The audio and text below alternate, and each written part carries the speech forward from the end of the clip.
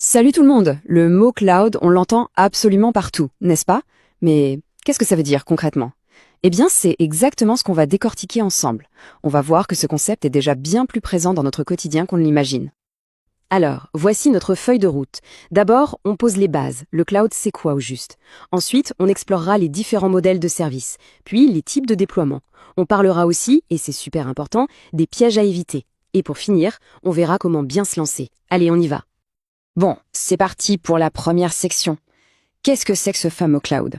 En fait, d'ailleurs, ce mot qui peut faire un peu technique, l'idée est toute simple, vraiment. Ok, là, on a la définition officielle un peu académique. Mais, en gros, pour faire simple, il faut juste imaginer qu'on a accès, via Internet, à un ordinateur géant, mais vraiment géant, qui est partagé. Et le truc génial, c'est qu'on peut utiliser sa puissance, son espace de stockage, ses logiciels, et on ne paye que pour ce qu'on utilise. C'est tout. La meilleure façon de voir les choses, c'est vraiment de penser louer plutôt qu'acheter.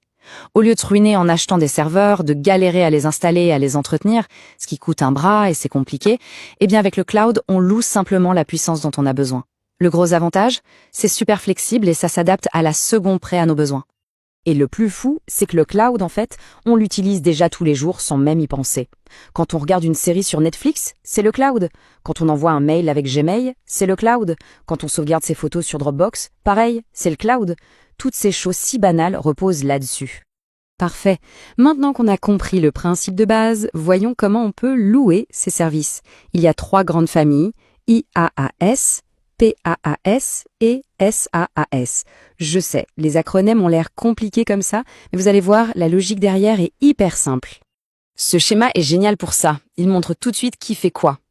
Tout ce qui est en violet, c'est le fournisseur de cloud, genre Amazon, Google, qui s'en occupe. Et ce qui est en bleu, c'est ce que le client doit gérer. On voit bien que plus on va vers la droite, moins on a de trucs à gérer soi-même. Simple, non? Voilà, ce tableau résume parfaitement. Commençons par le IaaS, l'infrastructure. Là, c'est comme si on louait les briques de base, des serveurs virtuels. C'est au client de gérer le système d'exploitation, les logiciels, etc. Ensuite, le PaaS, la plateforme. On monte d'un niveau. Le fournisseur donne une plateforme toute prête, il ne reste plus qu'à y mettre son code. Et enfin, le plus simple et le plus connu, le SaaS, le logiciel. Pensez à Gmail, on utilise le service et on ne s'occupe de rien du tout sur le plan technique. D'accord, on sait ce que c'est, on sait comment l'utiliser, mais concrètement, il est où, ce cloud? Où sont stockées toutes ces données? C'est là qu'on parle des types de déploiement. Il y a 4 grandes options. D'abord, le cloud public, c'est le plus courant. On utilise les infrastructures géantes d'acteurs comme AWS ou Azure, qu'on partage avec plein d'autres clients. À l'opposé, il y a le cloud privé. Là, toute l'infrastructure est dédiée à une seule entreprise. Entre les deux, on a le cloud hybride qui mélange un peu de public et de privé. Et enfin, le multi-cloud, c'est quand on utilise les services de plusieurs fournisseurs publics en même temps. Maintenant, attention, on va aborder une partie super importante, surtout quand on débute. Le cloud, c'est un outil formidable, mais s'il est mal utilisé, ça peut très vite devenir un cauchemar financier. Regardez ça, c'est une histoire vraie, trouvée sur un forum.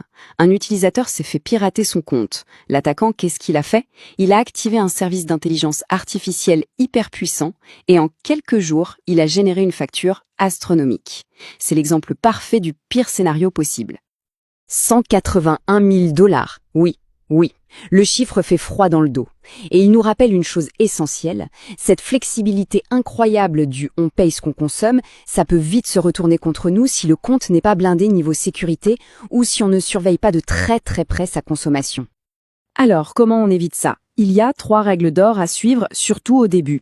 Règle numéro 1, on met en place des alertes de budget pour être prévenu tout de suite si ça dérape.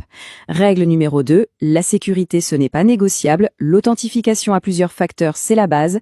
Et règle numéro 3, c'est du bon sens, tout ce qui tourne pour rien, on l'éteint. C'est aussi simple que ça. Bon, après cet avertissement qui était indispensable, revenons à des choses plus positives. Comment est-ce qu'on peut se lancer dans le cloud, mais de la bonne manière, en toute sécurité?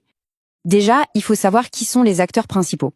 Et là, le graphique est clair. Le marché est dominé par 3 géants.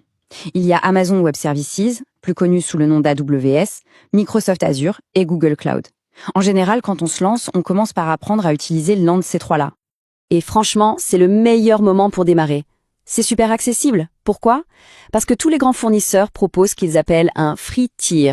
C'est une offre gratuite qui permet de tester plein de services sans sortir un seul euro. C'est juste parfait pour apprendre en mettant les mains dans le cambouis.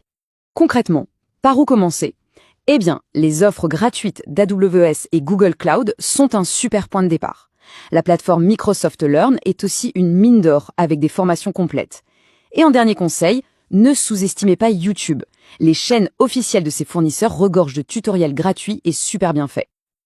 Alors, si on devait retenir une seule chose de tout ça, ce serait quoi? C'est que le cloud, ce n'est pas de la magie, c'est un outil. Et une fois qu'on a compris les bases, c'est un outil d'une puissance incroyable pour construire, pour créer et pour innover. Et le tout dernier conseil, c'est peut-être le plus important. Il ne faut pas vouloir tout apprendre d'un coup. La meilleure méthode, c'est de commencer petit. On prend un projet simple, on essaye de le faire fonctionner, on se trompe, on apprend de ses erreurs. C'est comme ça qu'on prend confiance pour ensuite voir plus grand.